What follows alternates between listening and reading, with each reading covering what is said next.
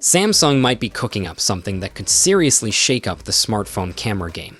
There's talk going around about a future Galaxy device that could actually let you swap out lenses, like real, physical lenses, not just digital tricks.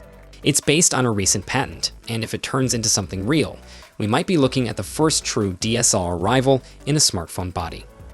This idea isn't entirely new, but the way Samsung is approaching it seems different.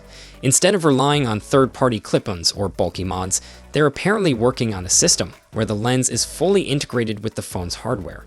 The connection could use magnets or embedded tags, letting the phone recognize which lens is attached and adjust settings like zoom or aperture automatically.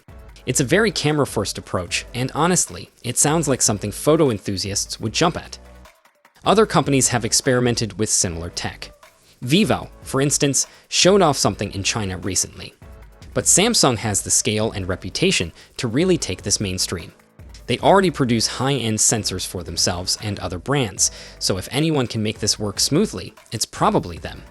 And considering how many people buy the Galaxy Ultra models mainly for the camera, adding pro-level flexibility with external lenses might just be the next big thing. That said, this is still very much in the concept stage.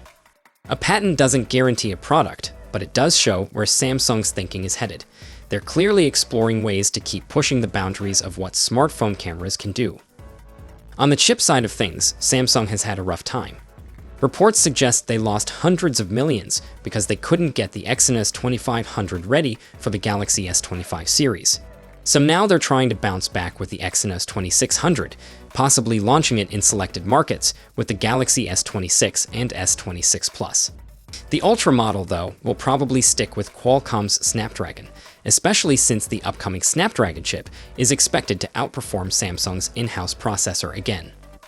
Meanwhile, in the overall market, Samsung is still holding onto the top spot, but just barely. Apple's right behind, and with a new iPhone on the way later this year, the lead could flip. Still, Samsung isn't standing still. They've got an unpacked event coming soon, and that could give them just the boost they need. The future looks competitive, and the Galaxy S26 series, especially the Ultra, might just be the wild card. I'll be keeping an eye on everything, so stay tuned for more updates as they come. Until then, take care.